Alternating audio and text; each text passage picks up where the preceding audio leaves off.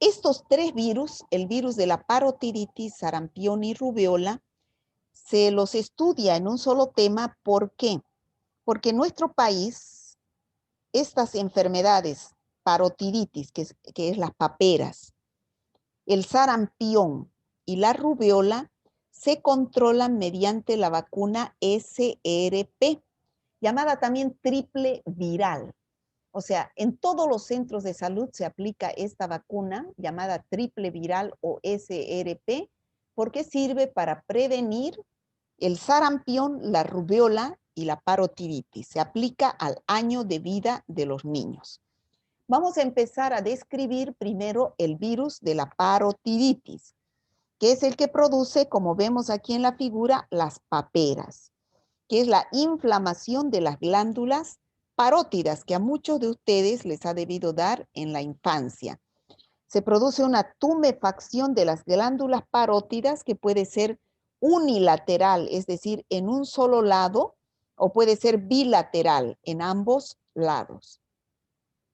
¿Qué es la parotiditis? Es una virosis, es una enfermedad producida por el virus de la parotiditis glandular, que generalmente es aguda y se manifiesta porque se produce una tumefacción, es decir, un edema de las glándulas salivales o glándulas parótidas, localizado generalmente, ya dijimos, en forma uni o bilateral, en una o ambas glándulas parótidas. Este virus de la parotiditis pertenece a la familia Paramyxoviridae, hablando de la taxonomía del virus, y el género es Paramyxovirus. Este virus presenta forma esférica, o sea, la morfología icosaédrica, es un virus grande, mide de 90 a 300 nanómetros de diámetro, contiene un ácido ribonucleico y el único hospedero es el ser humano. Tiene un periodo de incubación de 14 a 24 días, es decir, desde el momento que ingresa el virus, el contagio a través de las gotitas de saliva por la vía respiratoria, van a pasar 14 hasta 24 días en que recién van a empezar a manifestarse la clínica, la signo-sintomatología clínica. Entonces, aquí tenemos el mecanismo de transmisión. El virus tiene como fuente de infección la saliva de las personas enfermas o portadoras del virus. Entonces, al toser, hablar, el virus sale al ambiente e ingresa al huésped susceptible a través del epitelio de la vía aérea, de la vía respiratoria. Entonces, ingresa a las células del epitelio respiratorio, donde este virus se multiplica en estas células del epitelio respiratorio, se replica y luego pasa a la sangre, produciéndose el estado de viremia. Y a través de la sangre, este virus se va a distribuir en las glándulas salivales, donde produce la parotiditis o paperas. Puede ir también a otros órganos, produciendo otras afecciones, como ser a los testículos, donde produce orquioepididimitis, o puede ir al páncreas, produciendo pancreatitis, o puede ir al sistema nervioso central, produciendo meningitis. Entonces, este es un virus que produce también meningitis viral, al igual que el virus de la poliomielitis en una de sus formas clínicas, como vimos anteriormente. Entonces, el ser humano es el único huésped natural. Ya dijimos que la forma de adquirir la infección es a través de las gotitas de saliva que ingresan al epitelio respiratorio del huésped susceptible, ¿no? Se presenta generalmente en los niños de 5 a 15 años de edad, pero también ocurre en menores de 4 años y mayores de 40 años. Se presenta más en los hombres por causas genéticas, ¿no? Y una vez que se ha enfermado de la parotiditis, entonces se adquiere inmunidad para toda la vida, ¿ya? Entonces, hay dos formas de adquirir la inmunidad, ya sea en forma natural al haberse enfermado con este virus o de forma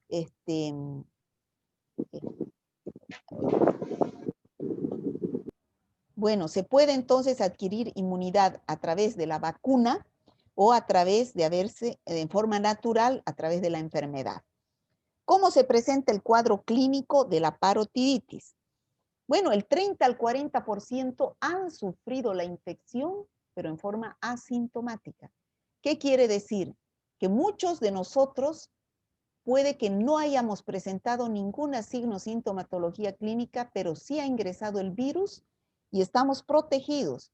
No ha habido ninguna signo sintomatología, 30-40% en forma asintomática. Del 60 al 70% se presenta sintomatología clínica y diversa sintomatología clínica de acuerdo a dónde va a ir a afectar el virus y la gravedad va a ser variable. El virus es infectante 6 días antes hasta 9 días después de que se presenta el cuadro clínico. Bueno, generalmente, ¿cómo se presenta el cuadro clínico? Hay un periodo prodrómico y hay un periodo de estado. Ya sabemos que en el periodo prodrómico se presentan en las infecciones virales son signos y síntomas inespecíficos, pseudogripales, con anorexia, cefaleas, febrícula, malestar general, que puede durar generalmente 3 días. En el periodo de estado ya la fiebre se manifiesta más claramente en 38 a 39 grados centígrados y ya se observa el signo de la tumefacción de las glándulas parótidas, ¿no? Como vemos acá en la figura, y presenta dolor de intensidad progresiva, ¿no? Aquí vemos que puede ser unilateral o bilateral el agrandamiento de las glándulas parótidas. Esto es progresivo y alcanza lo máximo de la enfermedad en el periodo de estado hasta el 8º día y persiste durante unas 2 semanas este cuadro de tumefacción. La fiebre puede durar entre 1 a 6 días. Bueno, y el dolor al pasar los alimentos es bien agudo, ¿no? Es intenso y aumenta este dolor con alimentos ácidos, es decir, naranjas, los cítricos o alimentos condimentados. Por eso la dieta debe ser blanda, blanca, en pacientes que presentan estos cuadros virales. Bueno, pero dijimos que no solamente afectaba a las glándulas parótidas. Cuando afecta a las glándulas parótidas se presentan las paperas, pero también puede ir al sistema nervioso central. Esto ya son complicaciones y se presenta un cuadro de meningitis. O puede ir a los testículos, donde se presenta la orquioepididimitis en los varoncitos o en las niñas, a los ovarios, presentándose la inflamación de los ovarios u ovaritis, al páncreas, pancreatitis, y la parotiditis respectivamente. Cuando afecta al sistema nervioso central, es en el 10% de los casos se presentan cuadros de meningoencefalitis. Luego de 3 a 10 días se puede presentar la triada de una meningitis, que son la cefalea, rigidez de nuca y la fiebre, ¿no? Pero además puede presentarse náuseas, vómitos, ¿no? Y alteración de la conciencia y crisis convulsivas, en algunos casos en los niños. El líquido cefalorraquídeo que se estudia en estos casos de meningitis virales, ya sabemos que no son turbios, son ligeramente opalescentes y tienen predominio de leucocitos, pero de la morfología de los mononucleares, es decir, de los linfocitos. Hay una hiperproteinorraquia, pero la glucosa se mantiene normal. No es como en la meningitis bacteriana, donde hay hipoglucorraquia e hiperproteinorraquia. Aquí solamente una leve hiperproteinorraquia. Cuando afecta a los testículos, como vemos acá en la figura, se produce inflamación llamada orquioepididimitis, ¿no? En el 3 a 38% de los varoncitos y evoluciona durante la primera semana. Hay aumento de la temperatura, se pueden presentar fiebre, náuseas, vómitos, dolor en hipogastrio, dolor e hipersensibilidad a nivel de los testículos por la inflamación que se presenta Y puede ser unilateral, es decir, en un testículo o en ambos testículos. Acá vemos es bilateral, en ambos. O también puede afectar al páncreas, ya dijimos, es la menos frecuente. Aparece un dolor en epigastrio, aparecen náuseas, vómitos, malestar general, pero es de evolución benigna, se recupera el paciente a los 3 a 7 días después de estos signos clínicos. Y en el laboratorio puede haber una elevación de la enzima amilasa, lo cual es signo patognomónico de una pancreatitis. Bueno, en las niñas se puede presentar la ovaritis, es muy infrecuente en el 7% de las niñas pospúberes. El ovario se pone agrandado, liso, edematoso, móvil, y la valoración debe hacerla un ginecólogo a través de una ecografía.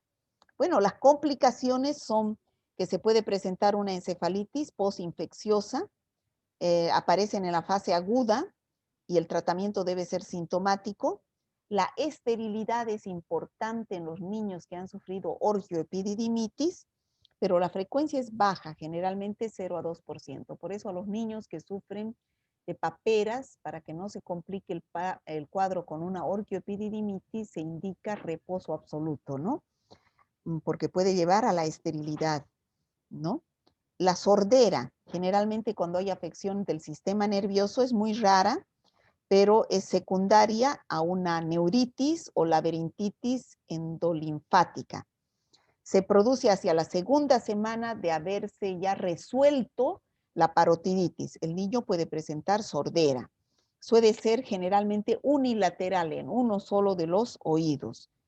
Pero es reversible. Conforme pasa el tiempo, vuelve a oír el niño.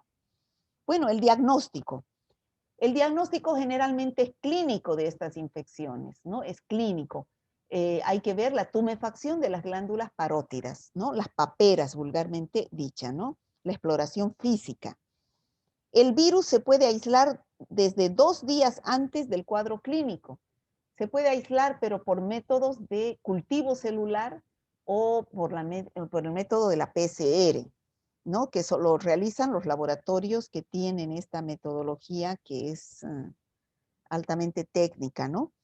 Entre la primera y segunda semana se siembran estos virus de las secreciones respiratorias generalmente en células vivas, que son el embrión de pollo o en células humanas o en riñón de mono. La muestra se puede sembrar generalmente es la saliva, pero también la sangre, la orina o el líquido cefalorraquídeo en casos en que se produzcan las meningitis.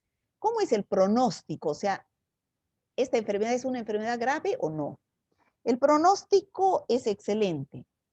Es mejor sufrir la parotiditis en la infancia para que quede ya en la inmunidad de por vida, ¿no? Confiere inmunidad permanente la enfermedad. El pronóstico es muy bueno.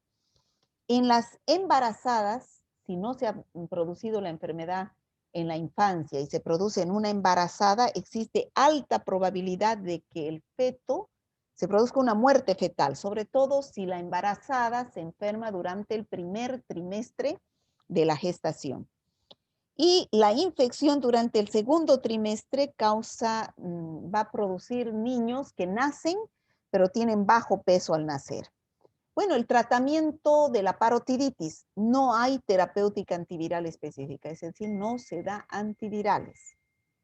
El tratamiento de apoyo es el tratamiento sintomático, tratar la fiebre, las náuseas, los vómitos, si es que se presentan, con los antieméticos, ¿no? Con los antipiréticos, con los analgésicos. El manejo es sintomático, reposo en la fase aguda, ¿no? Para la hipertermia se tiene que dar acetaminofeno o ibuprofeno, que son desinflamantes o antitérmicos, compresas frías o tibias en las parótidas tumefactas, evitar comer alimentos ácidos, que son los cítricos sobre todo.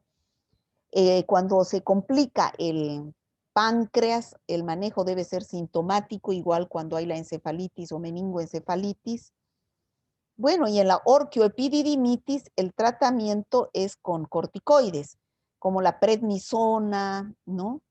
la betametasona.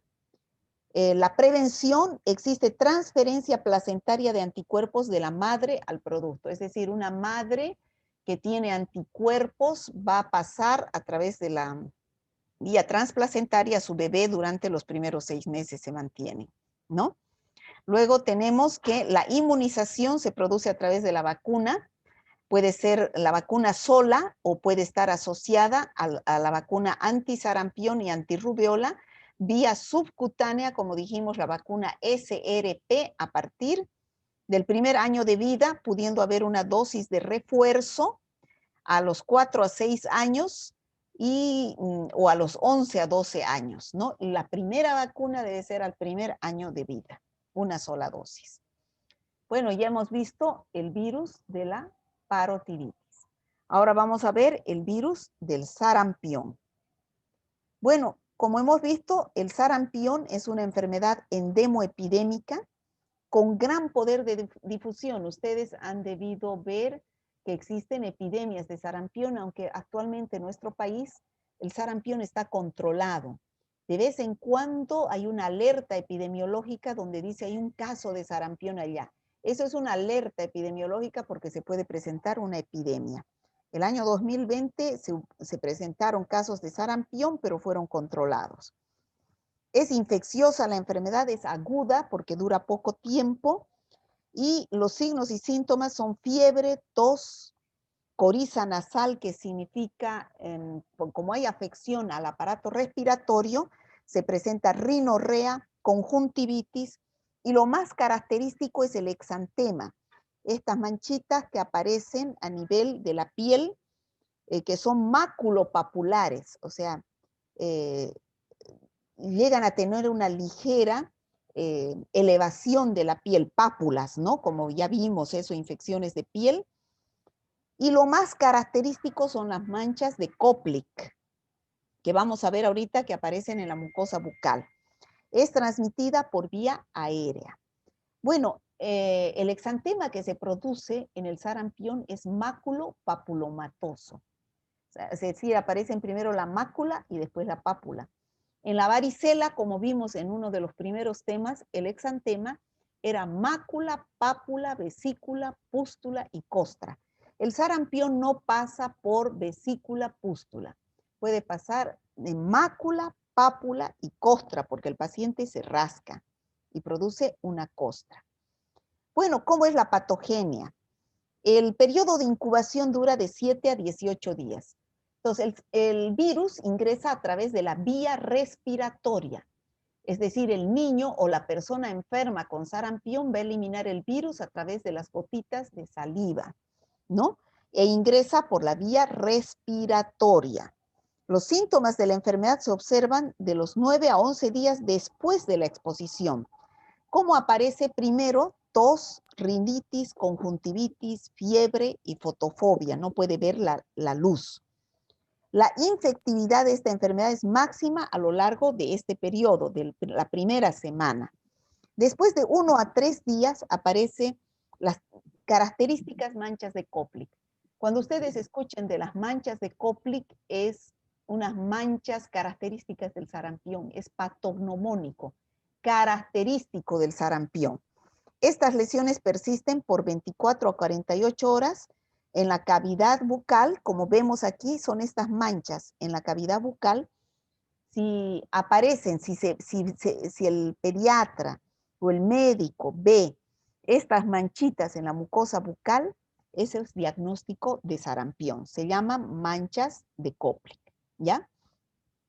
Bueno, ¿cómo se produce la infección? Aproximadamente entre 12 a 24 horas de la aparición de esas manchas de Koplik, que es un enantema, porque está dentro de la mucosa, ¿no? Es la mucosa la que produce esas manchas de Koplik, por eso se llama enantema, la mucosa bucal está dentro. Pero después ya aparece el exantema, que es lo que se observa en la piel, ¿no? Es un exantema típico que ya dijimos, es máculo papular y que se origina detrás de las orejas, es retroauricular y después va apareciendo por todo el cuerpo. Este exantema suele ser muy extenso y tarda 1 o 2 días en cubrir todo el cuerpo. Es decir, primero aparece, se llena la cara, baja al tronco y después en 2 o 3 días aparece todo el cuerpo. Y la parte de donde se inició, que es la cara, se exacerba mucho más todavía, ¿no? O sea, con más intensidad.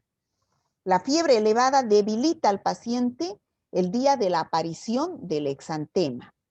Entonces, ¿cómo se produce la patogenia de la infección?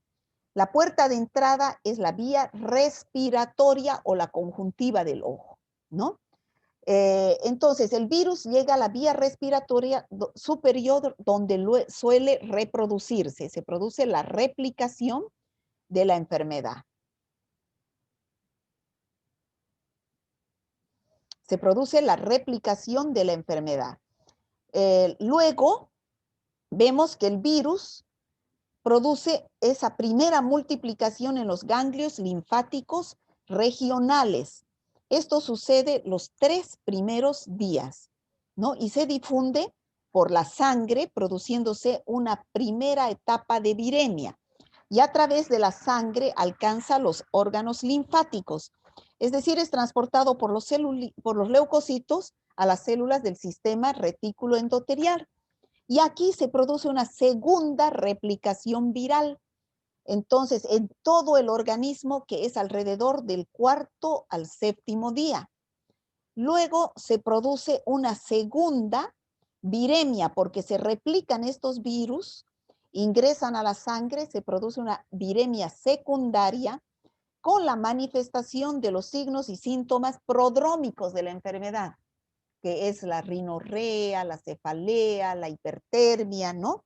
El virus se desarrolla en los macrófagos y los linfocitos. Esto ocurre alrededor del 6º al día 12º. Luego se produce una tercera multiplicación viral en la piel y las mucosas con la aparición ya del exantema característico y el enantema, que son las manchas de Koplik, pero esto ocurre recién alrededor del 6º al día 13, ¿no? Donde aparece la erupción característica, que es el exantema maculopapular.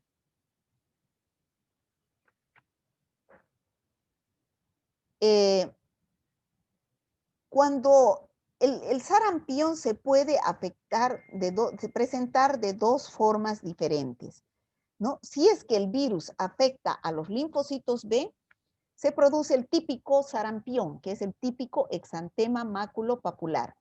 Pero cuando el virus afecta a los linfocitos T, se produce un cuadro muy grave llamado neumonía de Hedge. Por eso, que es de curso fatal. Por eso es que es muy importante controlar estos casos de sarampión. Entonces, ¿cómo se manifiesta clínicamente el sarampión? El típico sarampión es el que hemos descrito.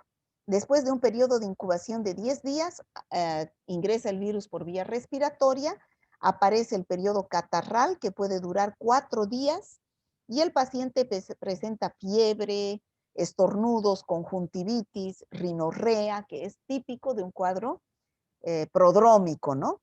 Después aparece ya el enantema bucal, que son las manchas de Koplik, y luego el exantema, que es característico del sarampión. En otros casos se puede presentar un sarampión leve que no es típico, es decir, es atípico. Muchos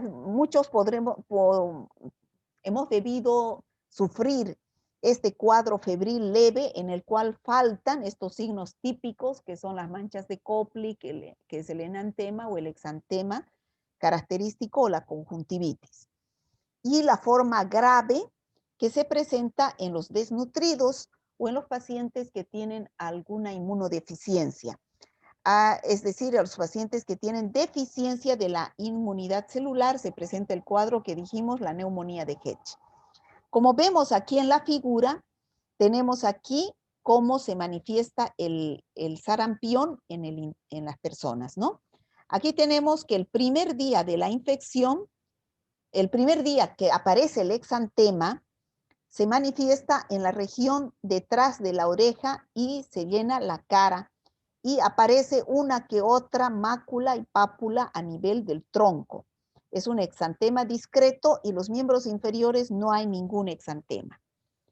El tercer día ya la parte de la cara y el tronco aparecen manchas, el exantema es confluyente, se reúnen varias máculas y pápulas, se intensifica el cuadro y ya aparece el exantema en los miembros inferiores, aunque en forma discreta, pero existe en forma muy, muy extensa en la parte, estas maculopápulas confluyentes, quiere decir que se reúnen formando manchas más grandes, lesiones más grandes.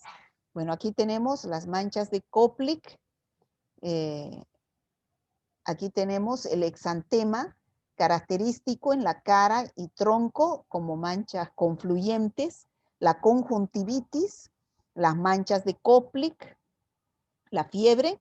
Aquí vemos cómo aparece este exantema maculopapular confluyente.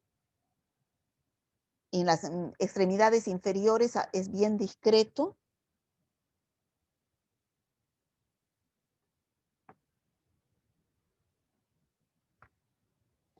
Y aquí tenemos algunas características respecto a la epidemiología.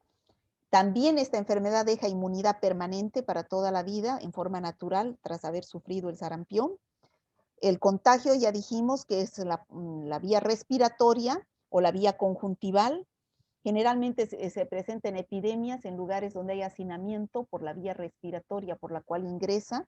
El ambiente, el aire está contaminado en la casa, en el ambiente familiar o en el colegio. La inmunidad pasiva es a través de la vacuna, SRP, o también puede haber la vacuna solamente para el sarampión. Y también la inmunidad se puede pasar a través de la madre que ha sufrido el sarampión al bebé, y esa inmunidad le dura durante 6 meses, porque ha pasado a través del cordón umbilical, ¿no? Vía transplacentaria. El periodo de contagiosidad es desde el periodo prodrómico hasta 5 días después de que desaparece el exantema. Las complicaciones pueden ser bacterianas como otitis, bronquitis o bronconeumonías, y en el menor de los casos, 1 por cada 1000 casos, se puede presentar encefalitis o panencefalitis esclerosante, o sea, son afecciones al sistema nervioso. 5 a 10 casos por 1.000.000 de enfermos. El diagnóstico es clínico, generalmente es clínico, ¿no? La clínica es soberana en el sarampión, ese periodo prodrómico, que es, y luego aparece el enantema bucal, que son las manchas de Koplik, el exantema, que es característico, cómo evoluciona a través de los días. En laboratorio se puede hacer serología para la confirmación diagnóstica después de la segunda semana, ver si ha producido anticuerpos, pero generalmente también tiene mucho que ver la epidemiología. En un curso de un niño que tiene sarampión, varios van a caer con la misma enfermedad por el hacinamiento en el cual están al respirar el aire contaminado. Bueno, la profilaxis es a través de la vacunación. Puede ser la vacuna única para el sarampión o la triple viral que dijimos que se coloca junto con la rubiola y parotiditis a los 12 meses de vida. Esa vacuna la tiene el PAI. Y por último, ya hemos visto SRP, sarampión, parotiditis, y ahora vamos a ver la R, que es la rubeola. La rubeola también es el sarampión alemán, se llama también. Sus sinónimos son la alfombrilla, sarampión alemán, sarampión de los 3 días. Es un cuadro más leve que el sarampión típico, ¿no? El virus que produce es el virus de la rubiola, que pertenece a la familia Togaviridae, género rubivirus, y el virus es un virus ARN. Es una enfermedad viral benigna de la infancia, se presenta fiebre también, que se caracteriza también por un exantema, pero el exantema que aparece acá en la piel de los pacientes es maculopapular, igual que el del sarampión, pero no es confluyente, es decir, no se llegan a juntar el exantema, por lo tanto no se presentan manchas grandes, sino es difusa, es puntiforme, ¿no? Es un exantema puntiforme, no son manchas que confluyen, que a veces se asemeja a la del sarampión o de la escarlatina, que ya hemos visto que produce el Streptococcus pyogenes, donde también se produce un exantema. Una de las características de la erupción de la rubiola es el aspecto puntiforme de las máculas, son puntitos, no es como el sarampión que confluyen en manchas grandes, ¿no? En mujeres embarazadas en el primer trimestre produce, aquí es lo grave, si la mujer embarazada se contagia, se produce el síndrome de la rubiola congénita, SRC. Bueno, aquí ya hemos visto el agente infeccioso es el virus de la rubiola que pertenece al género Rubivirus de la familia Togaviridae. Esta es su taxonomía, el único reservorio es el hombre, la distribución es mundial, generalmente es estacional, se presenta en las estaciones de invierno, generalmente en primavera, comienzos de verano. El modo de transmisión es a través de la vía respiratoria al respirar este aire contaminado, ¿no? Las características de la epidemiología de la infección es que aparece después de un periodo de incubación de 14 a 23 días de haberse puesto en contacto, de haber ingresado el virus.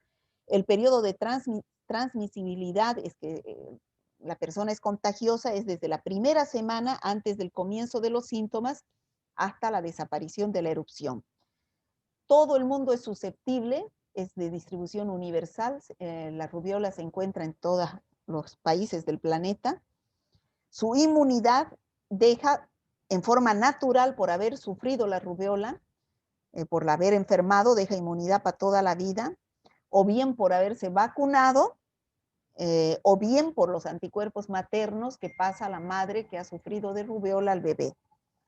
El diagnóstico generalmente es clínico por la exantema que se produce y el cuadro en la síndrome de rubiola congénita en el recién nacido, o epidemiológico cuando se presenta una epidemia, aumento el número de casos en un lugar determinado durante un periodo determinado, o laboratorial, que no es el más recomendable, a través de las pruebas indirectas, o directas, que es indirectas, la detección de anticuerpos, o directas mediante la PCR, ¿no?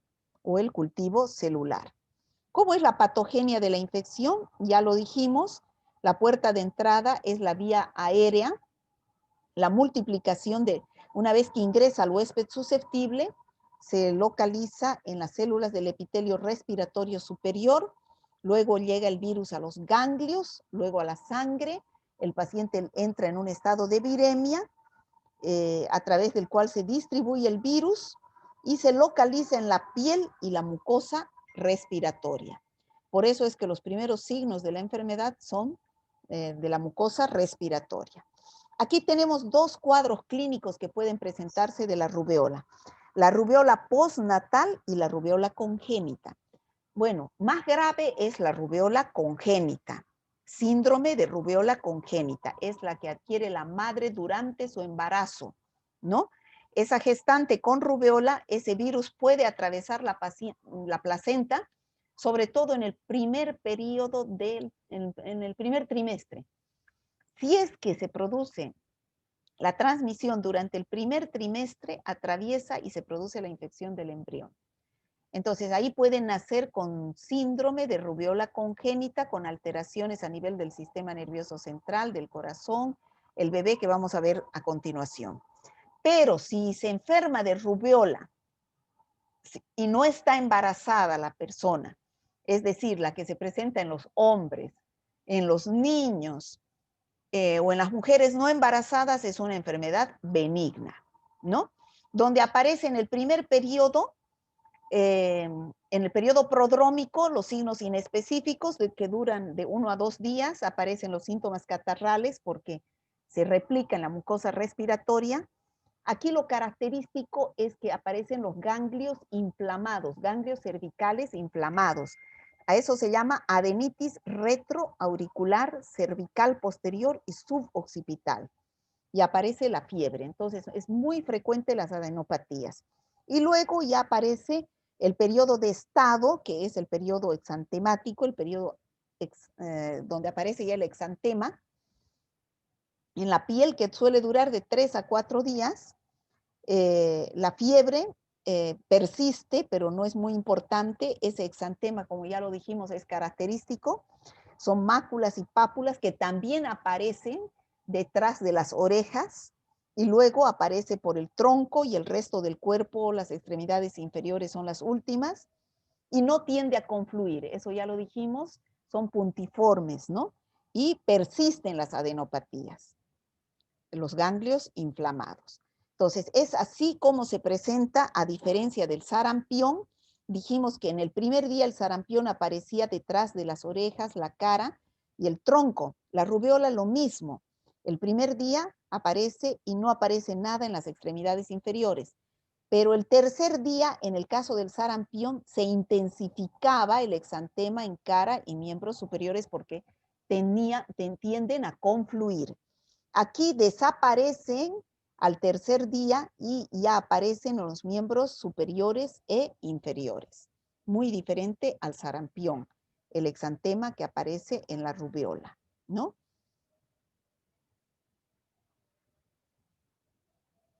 Bueno, en cambio, la rubiola congénita depende, como ya dijimos, en qué trimestre de embarazo se haya infectado el paciente. En el primer trimestre, si es que se ha producido la infección durante el primer trimestre, ese bebé se va a infectar y va a aparecer con alteraciones en el sistema nervioso central, como ser sordera. En los ojos puede aparecer cataratas, glaucoma. En el corazón pueden presentarse cardiopatías. Como alteración del sistema nervioso central también aparece la microcefalia, es decir, no desarrolla el cerebro y por lo tanto hay un retraso mental. En cambio, cuando aparece en el segundo trimestre, solamente puede haber sordera, pero en 1 de cada 2000 casos. Y en otros casos puede presentarse púrpura trombocitopénica o hepatitis o anemia hemolítica en el recién nacido. Bueno, aquí tenemos algunos síntomas que se desarrollan en el síndrome de rubiola congénita con afección al sistema nervioso central. En el primer trimestre se presenta la microcefalia, lo cual lleva al retardo mental, a la encefalitis o meningitis. En los ojos se presenta el glaucoma o puede aparecer las cataratas, la retinitis. En la piel el exantema. No hay tratamiento específico de esta infección, ¿no?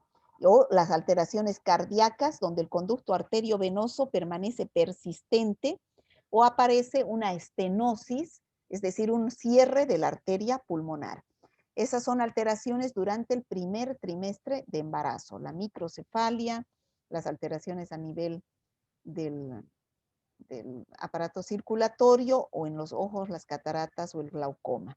Aquí tenemos el tamaño normal de la cabeza y en el caso del síndrome rubiola congénita, ese cerebro no desarrolla, se produce una microcefalia.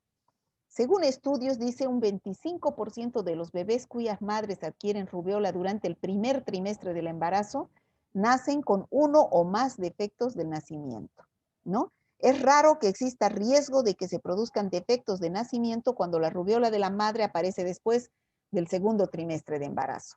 Este es un estudio que se hizo en la maternidad Percy Boland de Santa Cruz.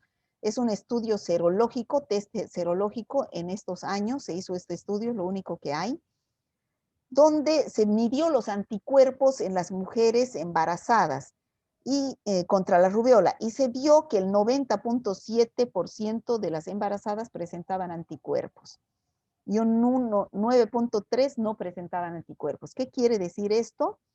Que un 90% de las mujeres ya están con anticuerpos, o sea, ya han enfermado de rubiola, de alguna forma han adquirido la inmunidad natural. Por lo tanto, no hay riesgo de que adquiera el síndrome de rubiola congénita el bebé. Sin embargo, acá el 9.3% sí están expuestos a la rubiola, ¿no? Bueno, ahí tenemos en la gráfica cómo se hace el diagnóstico. Ya sabemos, como toda infección viral, los métodos directos, cultivo celular o la PCR, Y los indirectos tenemos la serología, que es medir los anticuerpos. Pero el diagnóstico generalmente es clínico, a no ser que estemos haciendo un estudio de investigación, o un estudio de investigación, medimos anticuerpos o hacemos PCR o hacemos cultivo celular, ¿no? El pronóstico es bueno en la infancia, pero ya hemos visto que en el síndrome de rubéola congénita depende del periodo en el cual se ha producido la infección, siendo de mal pronóstico en el primer trimestre de embarazo. El tratamiento es tratamiento de las personas enfermas, el tratamiento es sintomático, ¿no? Con paracetamol para la fiebre, amantadina para inhibir la replicación viral, o interferón o isoprinosina en el caso de las mujeres embarazadas, ¿no? El diagnóstico diferencial debe hacerse con otras enfermedades exantemáticas como el sarampión, el exantema súbito, la escarlatina producida por Streptococcus pyogenes, las erupciones que producen algunos medicamentos como reacciones alérgicas, la dermatitis alérgica, ¿no? Aquí tenemos algún cuadro comparativo entre sarampión y rubéola, y hemos dicho que la fiebre es mucho más alta en sarampión, llegando a 40 grados, en cambio la rubéola, la fiebre llega apenas a 38 grados. El exantema se mantiene más tiempo en el sarampión, en cambio en la rubéola dura 3 a 4 días. Las manchas de Koplik es característico del sarampión, en cambio en la rubéola lo característico es la inflamación de los ganglios cervicales, ¿no? Sobre todo que se mantienen durante todo el periodo de la enfermedad. La conjuntivitis en el sarampión y el malestar es en la rubéola. El coriza se presenta, o sea, la secreción nasal en el sarampión, pero también se presenta en la rubéola en un bajo porcentaje. Y la conjuntivitis en el sarampión también puede presentarse en un bajo porcentaje. El sarampión puede presentarse tos en casi todo el periodo de la infección. Bueno, aquí tenemos la escarlatina y el exantema súbito que también producen fiebre, ¿no? Bueno, aquí tenemos algunas diferencias que ya dijimos entre el sarampión, rubéola y escarlatina. Ya dijimos que el exantema en el sarampión eran máculopápulas, pero que confluían. En cambio, en las rubéolas son máculas y pápulas que son puntiformes, ¿no? Aparecen en ambos, en las orejas, cara, cuello, en la parte superior. Y progresa cráneo caudal en 3 días, en cambio este es mucho menos tiempo en la rubéola que dura el exantema. Las lesiones son confluyentes en cara, cuello y tórax en el sarampión, en cambio son raras en la rubéola. Más corta es la rubéola que el sarampión. ¿Y qué más? Las manchas de Koplik es en el sarampión y no en la rubéola. Bueno, aquí tenemos la varicela, mácula, pápula, vesícula, pústula y costra, ¿no? Aquí tenemos las pústulas en la varicela. En el sarampión son máculas, pápulas, pueden haber costras que confluyen, y la rubéola que son puntiformes. Este, por ejemplo, es una varicela, porque se observan las máculas, las pápulas, las pústulas y la costra, ¿no? La costra. Eso es típico de una varicela. ¿Cómo es la profilaxis en la rubéola? Se vacuna mediante la triple viral en la vacunación infantil, ya dijimos en el primer año de vida, pero para prevenir el síndrome de rubéola congénita tenemos la vacunación en las mujeres en edad fértil. Se vacuna entre los 15 hasta los 39 años. Bueno, chicos, con esto